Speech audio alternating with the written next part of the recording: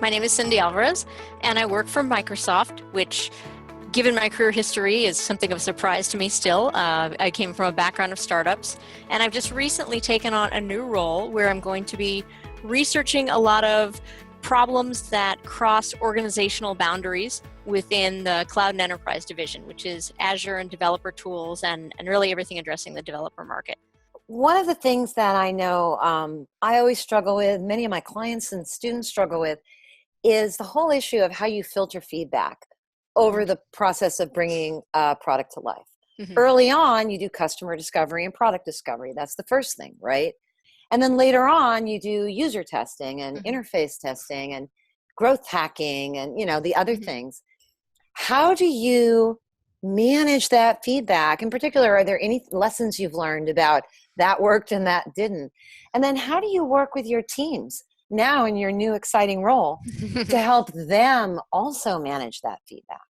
Typically, one of the things that's been very helpful is to give people a set of conversational templates of how to approach different kinds of feedback. So for example, early stage, you're testing a concept and someone says, you should build this. And that happens to me all the time. I've had people, grab notebooks out of my hand and start sketching the product they want.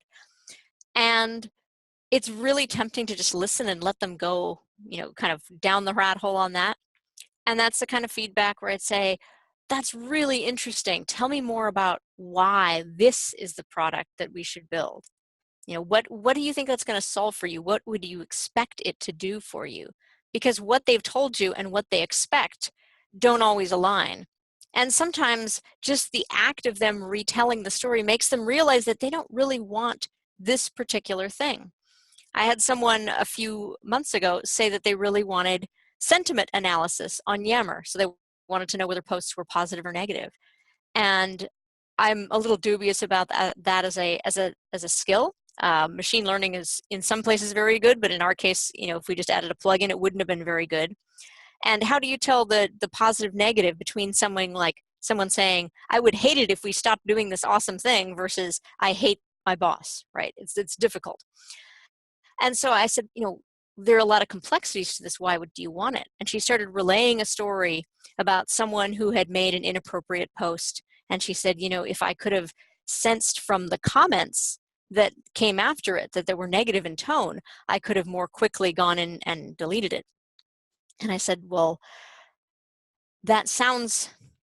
what if someone posted something highly inappropriate and no one responded and everyone was just horrified but didn't bother to respond? It seems like that would still be a problem, right? And there's, she's kind of thinking about this and yes, and it's like, what other kinds of things would you like to respond to? Anyhow, after a conversation, it kind of got to the point where she said, what, I don't need sentiment analysis. I just want to know if there's something being discussed on our network that a lot of people are paying attention to, whether it's good or bad.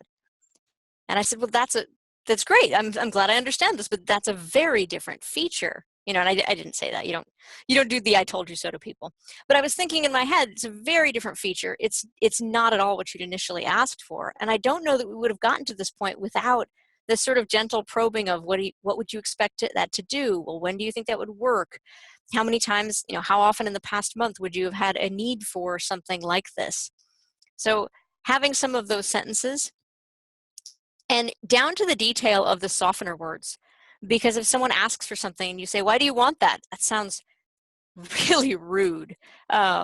It sounds horribly invasive and puts people on the defense. So it really has to be just to be sure I understand, could you tell me more about why you'd like that?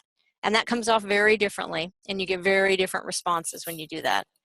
Those are some ninja interviewing skills because it sounds like a user interview. I mean, most of these things essentially are. And, early on in Yammer's days, I used to do a training for our sales people, field sales and customer success. And I would say, you're going to get people telling you they want this thing all the time. And you could say, sure, I'll let the product team know. And that will be fine from your perspective. They will feel like you did something about it and they won't harass you. It's like, but what happens is that we don't know why the person wanted that. And it's possible that it was a dumb idea, or it's possible it was a brilliant idea, and we don't really know the difference until you find out more. And so I said, when you hear someone say, I want this, if you could use this language to try and figure out why they're asking for it, and then you bring that back to the product team, that is tremendously useful. And there's a good chance we can solve their problem, even if it's not in the way that they've asked for. And so we would have people practice this language, and a lot of them would say, come back and say, I feel like customers are actually much happier with me because I'm engaging in a more of a conversation than just saying, oh, we'll let the product team know, which is a little dismissive. It kind of ends the conversation like, yeah, we got it, move on. And they said it doesn't really take that long to have that more substantive conversation, and it makes them happier. That's such a great example of the difference between having a conversation in the solution space and having a conversation in the problem space. Yeah. And it's a real theme in all the game thinking materials, but just in the struggles people have as they're working on their products. And it's hard sometimes. You want to be in solution space. And solution space, just to be clear, is where you're talking about the product or a button or, you're showing somebody a prototype. You're in solution space at that point. But if you're not showing them anything and you're actually just understanding the problem that's behind the solution, because there can be many solutions to a given problem. Yeah, I find the other thing is that people tend to have a laundry list of things they want, especially in the existing customer space. They're like, these are the 10 things I want. And you can do things like asking them to rate them, or there's some innovation games, things like buy a feature that kind of forces people to rank their issues. But I find that that's also a little hard to do without being confrontational. It's like, okay, Amy Jo, you asked for these 10 feature improvements, well, which one do you want the most? Because you know that this is a negotiation where you're not going to get everything you want. And so I think it just sets up a bad conversational dynamic where you're not really incented to be honest with me. Whereas if I approach it like, okay, I want to understand all of these, and like, where do these fall into your process? How often does this happen? How hard is your life when this thing comes up? Like, what are we talking about? An hour delay, 20 people dropping everything to fix on something.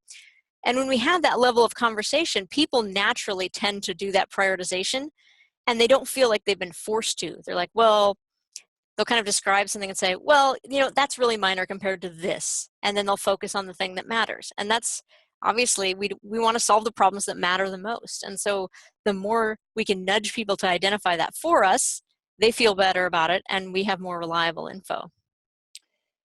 The kind of interviewing technique you're talking about is getting at really the systems that are driving people's lives and putting the features aside for a moment and getting at that. Yeah. And it's a great way to solve a problem. And the thing is, when you're talking about existing customers, the features they want, they don't exist in themselves. They exist within a whole system. Right. And they have side effects. We don't tend to think of that whole picture. And so I don't want to hear about that you want something that makes it easier to send out emails, that you can send out 1,000 emails at a time with a click of a button. I want to know, what would happen if you made a mistake? What is the cost here? Would you get fired? Would your boss not speak to you for 2 weeks? Are you trying to send this while your coworkers are yelling things over your head? These are all really important things to me, because what I want you to do is be a better marketer. I don't really care how fast you can send out that email. And I'm pretty sure that's what you want to be too. So thank you so much for your time today. It's just always a pleasure and illuminating and inspiring to talk with you. Yeah, it's always great to talk with you too, Amy Jo. Hey, innovator, wondering what innovation advice you should follow? It turns out that one size does not fit all. Take our Innovators quiz and get your free customized cheat sheet packed with smart innovation tips that are tailored to you. Go to gamethinking.io/quiz to get started.